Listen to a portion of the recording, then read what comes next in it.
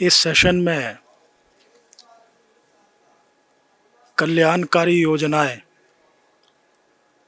और अंत्योदय की भावना से समाज में जो अंतिम व्यक्ति है उसके लिए क्या योजनाएं यानी कल्याण अंत्योदय की भावना से किया जाए।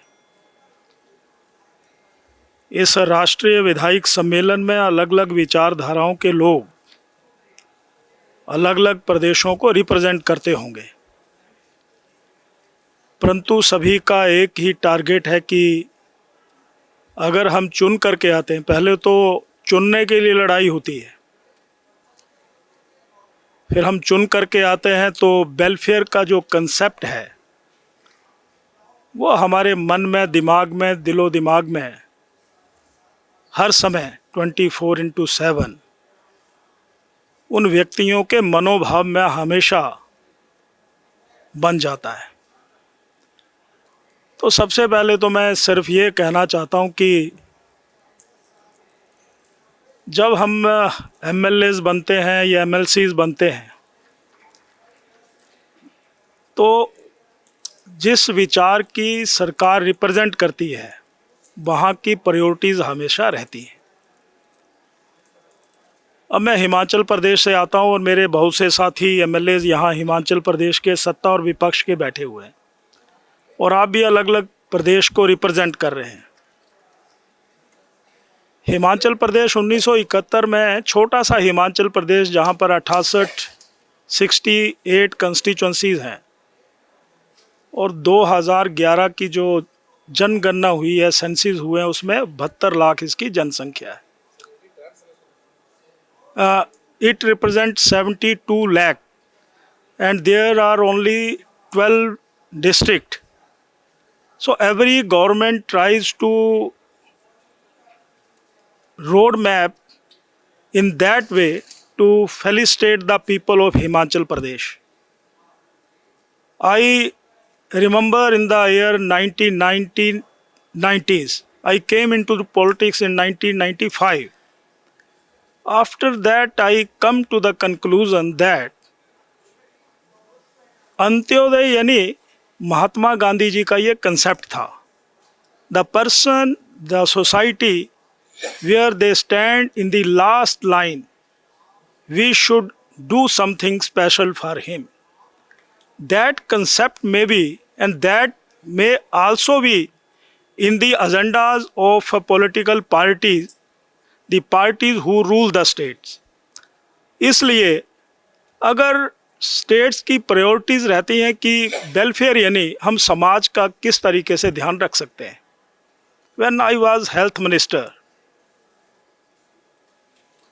हिंदुस्तान में most of money go to the medicines. How to check this one? There was Ayushman Yojana. Most of state adopted that Yojana. But we should help them. We make a roadmap on same analogy, and that was HimCare Yojana. There was 1800 surgeries and other facilities, and in the year 2022 I came to the conclusion around about 350 crore, 350 crore spent on the this health schemes, and even we can transplant the kidneys, and we facilitate the cochlear implant. Cochlear implant costs 5 lakh, but it is very difficult. And these schemes help the needy in Himachal Pradesh. So it was my priority. There are many diseases like cancer, kidney disorder, thalassemia, hemophilia, Parkinson's. How can we help them? And this Parkinson's, it is not curable, but there are many patients they don't have, जब उनके पास कोई पैसा नहीं होता है, तो ये पैसा जो है हमने we generate a scheme Sahara Yojana and we give them 3,000 rupee per month. So, and there we develop a scheme, and that scheme was Mukhyamantri Arogya Dawa Yojana. There was 360 medicine which we provide in medical colleges, even in health sub center. That number was 63. So this priorities was my that time. And other we can say there was many schemes in the year 1990. There Himachal Pradesh is a hilly state. There was acute water problem. In the year Morarji Bhai was the Prime Minister. On that time, in the remote areas of Himachal Pradesh, how can we provide water in the remote villages? There are mountains, there are rivers, there are nalas. So that concept generated in the year 1990, and now this time we can say कि this time then from the year 1990 and other and these schemes we can provide water in the villages. These were the priorities of every government. And after that we can say Himachal Pradesh, like Kerala, Saksharta literacy rate is very high. Himachal Pradesh is a remote state. What we are near to Kerala regarding this education, and education is free. We can find at 2 kilometers there is a primary school, there is a +2 school. After 10 kilometers there is a degree college, there are technical colleges, there are pharmacies, extra. And these qualitative changes are prevailing in Himachal Pradesh. I can say like this. Every MLAs, I suggest to the MLAs, you try for welfare schemes, but you should manage your time. How can we? It is very difficult. When we can manage the time, we can create more responsibilities and more outputs. So when we can do, we try in the field, there are many complications.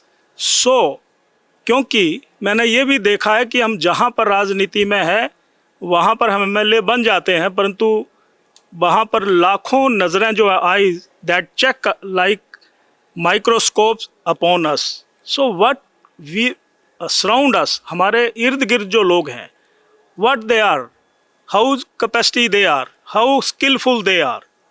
So these priority must increase our output. Every government, Himachal Pradesh came into existence 1971, 1971. Every government tries to Himachal Pradesh को हम आगे कैसे ले जा सकते हैं. हर सरकार का अपना अपना रोल रहा है.